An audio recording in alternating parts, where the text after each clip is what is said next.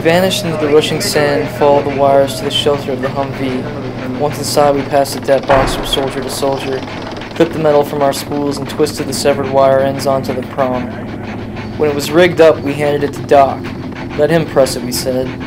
He stared at the box, tapped the metal with his index finger a couple times, and then someone said, "Kill it, Doc. The hard part's over."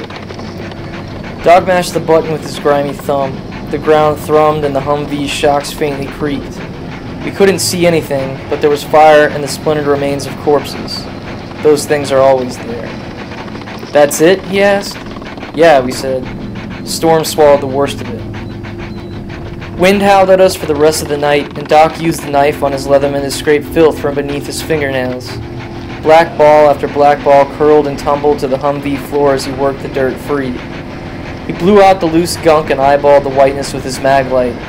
A push too far pierced the quick of his thumb, and blood trickled out from beneath the nail, spread from the center and flowed onto the pad.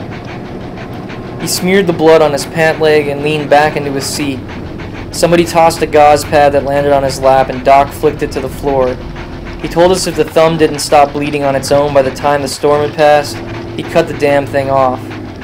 We all laughed and then bullshitted about wives and girlfriends, about how we couldn't understand why people would fight for such an ugly country, about the sand that buried itself deep inside the webbing of our toes.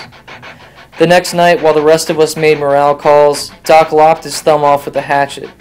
Maybe he thought he'd never get it clean, or saw blood that wasn't there, or didn't want to live connected to a thumb that had touched a dead kid's brain. All, some, or none of those might be true. What is fact is that Doc never rode with us again, and we never named another Doc. We just finished our time together. Us and Doc after Doc after Doc. Then we all went home, wherever that was, and waited in silence, hoping to die before we'd ever have to see each other again.